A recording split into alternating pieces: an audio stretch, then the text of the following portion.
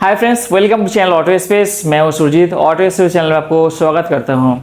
आज हम लोग एक बहुत ही इंटरेस्टिंग वाल्व लेकर डिस्कस करेंगे। उसका नाम है ईपीजी, एग्जॉस्ट प्रेशर रेगुलेटर। बहुत सारे लोग नहीं सुने होंगे ईपीजी क्या होता है और उसका क्या काम है। तो आज के वीडियो में मैं आपको डिटेल्स बताने वाला हूं। ईपीजी वाल्व कहाँ पे फीड होता है, कैसे काम करता है और उसका पर्पस क्या है। तो चलिए वीडियो को शुरू करते हैं। वीडियो का शुरुआत में आपको बता दें, ईपीजी एग्जॉस्ट प्रेशर रेगुलेटर जो है वो एक टाइप का वाल्व होता है। वो वाल्व जो है वो टर्बो चार्जर के पास लगा रहते हैं। हम सभी ने तो टर्बो चार्जर जानते हैं। तो अगर कन्वेंशनल टर्बो चार्जर की बात करें तो कन्वेंशनल टर्बो चार्जर जो होता है बिल्कुल सिंपल टर्बो चार्जर है। उसमें एडिशनल कुछ फंक्शंस नहीं है, जस्ट उसको एयर पंप करने का अलाउ है। तो ये हो गया conventional turbo charger. But nowadays अभी का दिन में टर्बोचार्जर बहुत ही एडवांस होते गए। तो एडवांस जो टर्बोचार्जर है उसका एक पार्ट होता है ईपीजी वाल्व। तो ईपीजी वाल्व बेसिकली टर्बोचार्जर के पास यूज होता है या टर्बोचार्जर के साथ ही यूज होता है।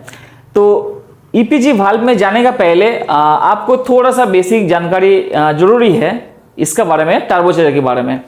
तो कैसे टर्बोचार्जर एडवांस लेवल तक गया है। तो मैं कन्वेंशनल टर्बोचार्जर की बात कर रहा था, जस्ट एयर को पंप करना काम है कन्वेंशनल टर्बोचार्जर का। उसको थोड़ा एडवांस बनाया तो क्या किया, टर्बोचार्जर के अंदर क्या इंप्लीमेंट किया, waste gate technology. Waste gate technology को लेके या कन्वेंशनल टर्बोचार्जर को लेके वीडियो ऑलरेडी हमारे चैनल में है। डिस्क्रिप्शन बॉक्स में लिंक भी दे दूंगा, आपको अगर जानकारी चाहिए तो आप चेकआउट कर सकते हैं। तो ये हो गया सेकेंड जनरेशन आपको waste gate technology. Then waste gate technology के साथ एक और सिस्टम आता है जिसका लेकर ऑलरेडी वीडियो हमारे चैनल में है। वो है ब्लो ऑफ वाल्व। टर्बोचार्जर का और सेफ्टी देने के लिए ब्लो ऑफ वाल्व यूज करते हैं हम लोग। तो एक होगा सेकेंड जनरेशन का। थर्ड जनरेशन में आया है वेरिएबल जियोमेट्री टर्बोचार्जर। जो आप देखेंगे कोई भी कार सेगमेंट में डीजल इंजन है या जो हेवी प्रीमियम क्लास का जो बसेस है जैसा मर्सिडीज वोल्वो, इस गाड़ी में आप देखे होंगे वेरिएबल जियोमेट्री टर्बोचार्जर है। तो इसको लेकर भी वीडियो हमारे चैनल में है, अगर आपको जानकारी चाहिए तो जरूर चेकआउट कर सकते हैं।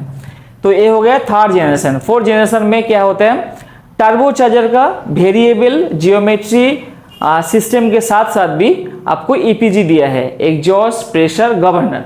तो एग्जॉस्ट प्रेशर गवर्नर आप कह सकते हैं एक इलेक्ट्रॉनिक्स कंट्रोल डिवाइस है, यानी इलेक्ट्रॉनिक्स कंट्रोल एक्चुएटर है, जिसके द्वारा हम इलेक्ट्रॉनिक्स कंट्रोल के द्वारा हम उसको कंट्रोल कर सकते हैं वाल्व को। तो आप जानते होंगे सभी गाड़ी में इंजन कंट्रोल मैनेजमेंट या इंजन कंट्रोल सिस्टम के लिए इश्यू दिया जाता है, इलेक्ट्रॉनिक्स कंट्रोल यूनिट या इलेक्ट्रॉनिक्स कंट्रोल मैनेजमेंट, कुछ भी आप कह सकते हैं, वो सिस्टम दिया जाता है। अभी गाड़ी में जो भी काम होता है, जैसा इंजन को चलाना है, गियर बॉक्स की स्पीड कितना है, किस ऑटोमेटिक गाड़ी में किस तरह का कौन सा समय में गियर कब डालना है, तो सारे मैनेजमेंट करता है आपको इलेक्ट्रॉनिक्स कंट्रोल यूनिट जो सॉफ्टवेयर रहता है वो सॉफ्टवेयर कंट्रोल करते हैं। तो ईपीजी को भी सॉफ्टवेयर कंट्रोल करते हैं। ईपीजी जो है वो टर्बोचार्जर के पास ही यूज होता है। टर्बोचार्जर और आपका जो टेल पाइप है वो दोनों का बीच में इसको बैठाया गया है।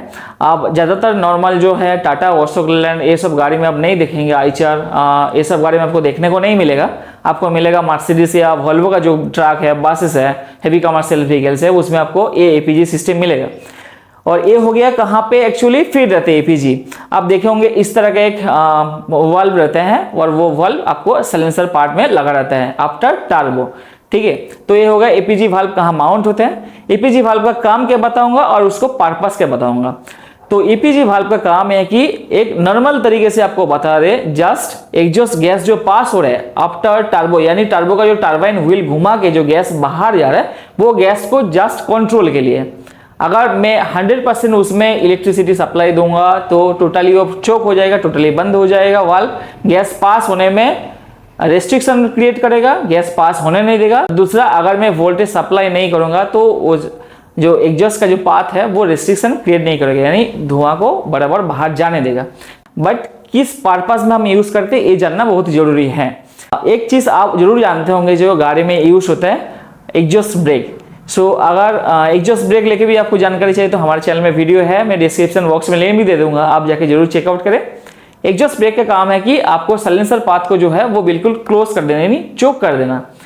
किस समय यूज होता है, जैसा आप गाड़ी पहाड़ से या कोई भी चढ़ाई से नीचे उतर रहा है, उस समय बार बार आपको ब्रेक लगाना पड़ रहा है, तो उस समय क्या है, जैसा ब्रेक पेडल हल्का टच करेंगे, जब हमारा एग्जॉस्ट ब्रेक एक्टिवेट हो जाता है तो क्या होता है, साइलेंसर का जो एग्जॉस्ट गैस है उसको बाहर निकलने में क्या करता है, रिस्ट्रिक्शन क्रिएट करता है। तो क्या होगा, वो एग्जॉस्ट गैस बाहर नहीं निकल पाने के कारण वो इंजन में एक बैक प्रेशर क्रिएट करता है कंबसन चेंबर में, and then engine automatically slow down होता है या उसका स्पीड जो है वो कंट्रोल में रहता है। तो हो गया एग्जॉस्ट ब्रेक का पर्पस। सिमिलरली आप देखिए हमारा जो ईपीजी लगा है, अगर मान लो मैं ईपीजी को इलेक्ट्रॉनिक्स कंट्रोल करूंगा, क्योंकि एग्जॉस्ट ब्रेक जो है वो मैकेनिकली कंट्रोल्ड है थ्रू एयर प्रेशर, और वहां पे कुछ वाल्व वगैरह रहता है जो कि एयर प्रेशर से ऑपरेट होते हैं। अगर मान लो मैं इलेक्ट्रॉनिक्स कंट्रोल चाहता हूं, ऐसा हमारा सिस्टम एग्जॉस्ट पोर्ट में कुछ रेस्ट्रिक्शन चाहिए, और वो होगा इलेक्ट्रॉनिक्स कंट्रोल, यानी इसी उसको कंट्रोल करेगा अकॉर्डिंग टू कंडीशन। सो उस समय क्या है, हम ईपीजी को यूज करते हैं।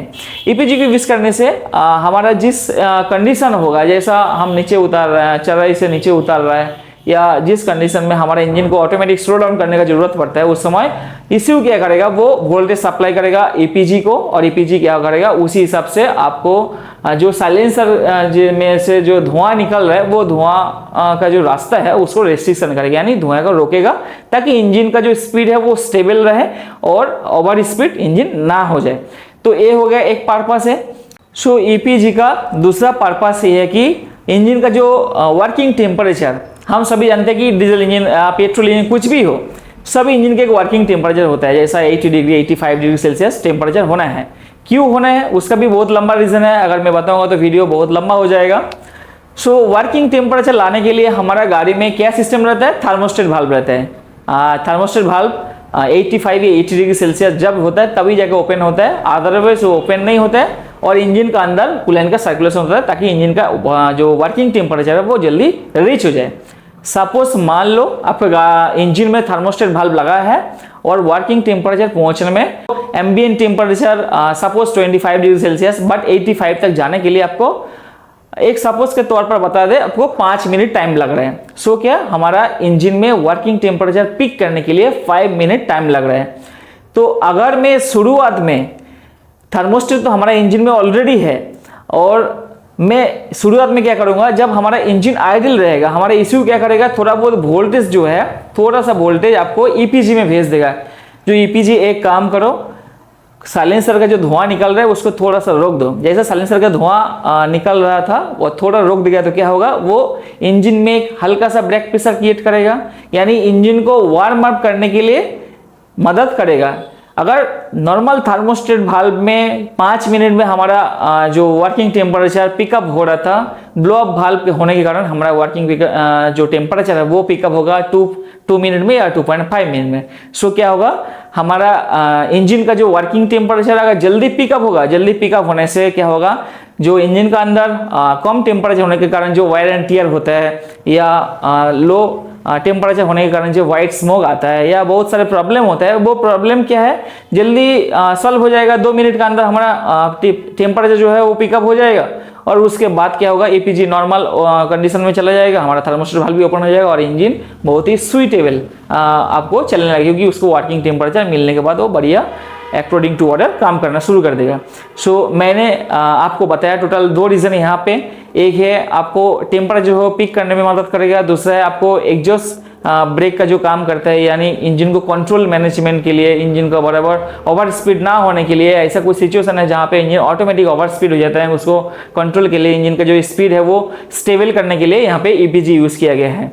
तो आई होप इस वीडियो से आपको डिटेल्स पता चल गया होगा, ईपीजी एग्जॉस्ट प्रेशर रेगुलेटर जो वाल्व है वो क्या काम करता है, कौन सा गाड़ी में लगा रहता है, कहाँ फिट रहता है, और उसका एक्चुअल पर्पस क्या है। क्योंकि इसको समझने के लिए आपको 3-4 चीज पहले से जानकारी चाहिए, जो मैंने बताया, जैसे थर्मोस्टेट वाल्व है, टर्बोचार्जर का जो जनरेशन है, वेस्ट के टेक्नोलॉजी, ब्लो अप वाल्व, और आपको जो एग्जॉस्ट ब्रेक का जो काम है, ये सारे जानकारी लेने के बाद जब एडवांस लेवल में आएंगे तब ईपीजी के बारे में आपको डाउट पूरा क्लियर हो जाएगा। तो अगर वीडियो अच्छा लगे जरूर वीडियो को लाइक शेयर करना, और चैनल को सब्सक्राइब करके बेल आइकन को दबाना, ताकि ऐसा इन्फॉर्मेटिव वीडियो आपके पास जरूर पहुंचे। So thank you for watching the video.